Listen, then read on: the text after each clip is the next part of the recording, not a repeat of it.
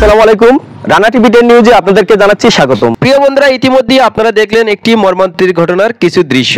17 মাসের একটি শিশুকে সাপে কামড়িয়েছে, তার দাদি এরকম হাহাকার চেঁচামেচি করছে।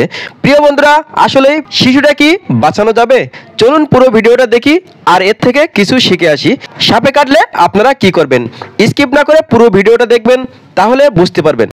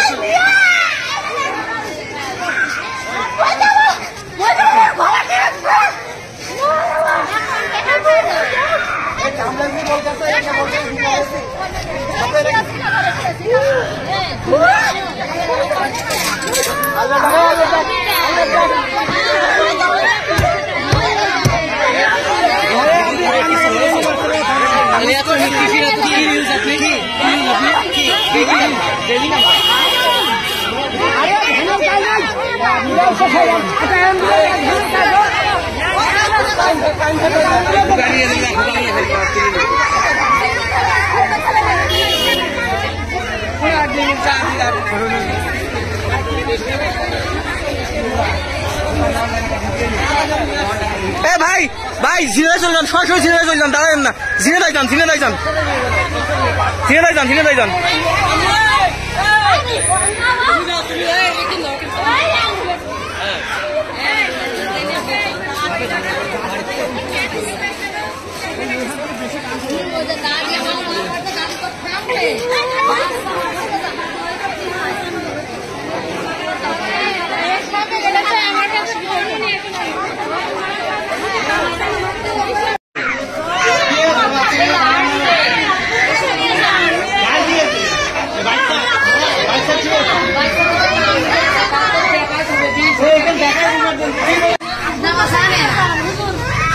হুজুর গেছে মানে আর কি মারেন?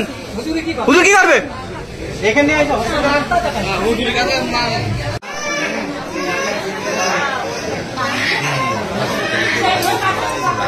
আমরা বাসা থেকে তখন আমি আমাদের সদর হাসপাতালে নিয়ে যাই, ওখানে তেমন কোনো ট্রিটমেন্ট পাইনি। এখন কি করো? ট্রিটমেন্ট যদি ওখানে না থাকে তখন সদর হাসপাতাল ঝিঙে যাও। তখন আমি হসপিটালে নিয়ে যাই, ডাক্তার দেখায় 2টা ইঞ্জেকশন দেয়। ইঞ্জেকশন দেওয়ার পরে বললে, ইঞ্জেকশন 2টা দিয়েছে কালীগঞ্জেতে, দেওয়ার পরে বললে যে যেখানে যান আপনারা খুব দ্রুত যশোরে যান আর ঝিনেদায় যান, দ্রুত যাবেন আপনারা যেখানেই যান।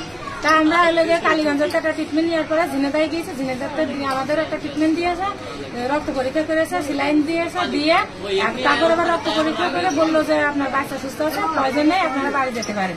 তাই আমরা বাসায়, আমার পেটে নেই, আমার পুতনি ছাড়া আমার জীবনে কেউ নেই, আমার জীবনের বিনিময় আমার পুতনি হয়। তখন আপনার কান্নাকাটি পুরো কালীগঞ্জের মানুষ দেখেছে। যখন আমি শুনলাম যে 2 ঘন্টার মধ্যে কি 1 ঘন্টার মধ্যে পৌঁছতে হবে, যেখানেই হোক চিকিৎসা নিতে হবে, খুব দ্রুত চিকিৎসা নিতে হবে, তখন আমি মনে করলাম যে আমার জীবনে আমার কিছু নেই ছাড়া। সঠিক সময়ে সঠিক সিদ্ধান্ত নেওয়াই সবচেয়ে বড় প্রয়োজন। প্রিয় বন্ধুরা, এই ভিডিওটা থেকে আপনারা অবশ্যই কিছু শিখতে পারলেন। এই ছেলেটিকে যদি ওজার কাছে কিংবা কোনো হুজুরির কাছে নিত, তাহলে হয়তো আর বাঁচানো যেত না। তাই সঠিক জায়গায় ডাক্তারের কাছে নেবেন, তাহলে আপনার এই সাপে কাটা রোগী বেঁচে যাবে আশা করি। প্রিয় বন্ধুরা, এই ভিডিওটা অবশ্যই শিক্ষণীয়, তাই এই ভিডিওটা যদি আপনাদের ভালো লেগে থাকে অবশ্যই লাইক, কমেন্ট, শেয়ার করবেন। চ্যানেলে নতুন হলে সাবস্ক্রাইব করবেন, পাশে থাকবেন ইনশাল্লাহ। রানা টিভি 10 নিউজ আপনাদের সাথে সবসময় আছে, সবসময় থাকবে বিনোদন এবং নানান ধরনের খবর নিয়ে।